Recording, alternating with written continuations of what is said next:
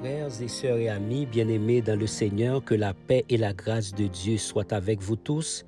Psaume 51, le verset 17 pour notre méditation ce matin.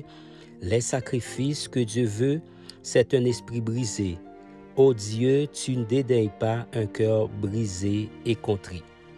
Frères et sœurs et amis bien-aimés dans le Seigneur, cette prière de David montre qu'il avait pris la décision de changer de vie. Lorsque David est affronté par le prophète Nathan à propos de ses péchés d'adultère et de meurtre, il se répand et implore la miséricorde de Dieu pour sa vie. Lorsque nous sommes confrontés, le Seigneur attend que nos cœurs soient remplis de tristesse et que nous agissions correctement. Un péché caché entravait la vie de David, bloquant sa communion avec Dieu, de la même manière que David a reconnu cela et a décidé de changer son histoire. Dieu souhaite que vous fassiez de même. Il est essentiel d'identifier ce qui vous entrave et nuit à votre intimité avec Dieu, puis de chercher avec détermination le changement qu'il faut.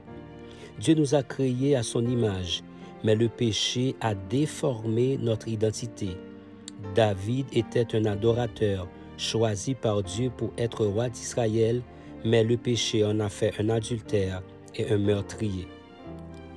Je ne connais pas les plans de Dieu pour votre vie ce matin, mais si quelque chose les empêche de se réaliser, ma prière est que le Saint-Esprit parle à votre cœur à travers ce message et montre les domaines où vous avez besoin de changer pour vivre le meilleur de Dieu.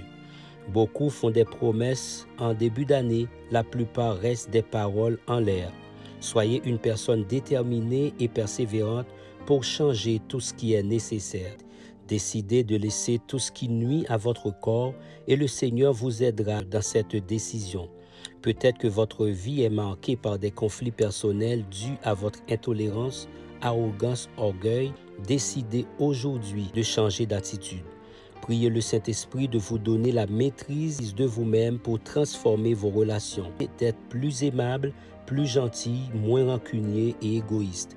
Que Dieu verse son amour dans votre cœur pour les personnes qui vous entourent. Apprenez à valoriser davantage vos amis, votre famille, vos collègues, vos enfants et vos parents.